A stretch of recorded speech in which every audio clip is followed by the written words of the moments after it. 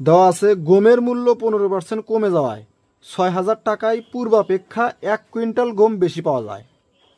1 কেজির বর্তমান মূল্য কত? এটা এই পর্যন্ত ছিল অঙ্ক। আমি আবার কি করছি, 1 কেজির পূর্ব মূল্য কত ছিল এটা আমি সংযোজন করে দিছি। কি জন্য দিছি? যাতে আপনারা এই একটা অঙ্কের ভিতর থেকেই দুইটাই সমাধান পেয়ে যান। অনেক আছে শর্টকাট করে দিবে যে 6,000 টাকার 15%, 6,000-এর 15% মানে 15/100 সমান হচ্ছে 900। আবার 1 কুইন্টাল সময় আসছিল 9 কেজির দাম 100 সমান 9 টাকা। এটা হচ্ছে শর্টকাট সিস্টেম। গমের মূল্য 15% কমে যাওয়ায় বলতে কি বুঝেছে? মানে আগে ছিল 100 টাকা, এখন 15% কমে গেছে, মানে কি 15 টাকা কমে গেছে। তাহলে আমরা এইভাবে লিখতে পারি 100 টাকায় কমে 15 টাকা, তাহলে 1 টাকায় কমে 15/100 টাকা। তাহলে 6,000 টাকায় কত টাকা কমে?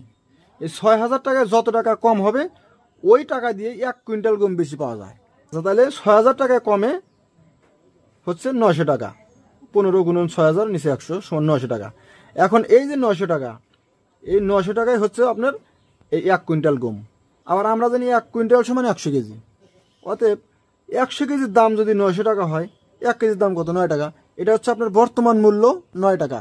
সমাধান এ পর্যন্ত শেষ। এখন আমি যেটা সংযোজন করছি, 1 কেজির পূর্ব মূল্য কত ছিল? এই 1 কেজির পূর্ব মূল্য বর্তমান মূল্য কত? 9 টাকা। তাহলে 15% কমে হয়েছে 9 টাকা, তার মানে কি 85%-এর দাম 9 টাকা। তাহলে 1%-এর দাম কত? 9/85 টাকা। অতএব 100%-এর দাম সমান হচ্ছে 9 গুণন 100 ডিভাইডেড বাই 85। আচ্ছা, সমান হচ্ছে 10.58 টাকা। অর্থাৎ বর্তমান মূল্য 9 টাকা এবং পূর্ব মূল্য ছিল 10 টাকা 58 পয়সা আর কি।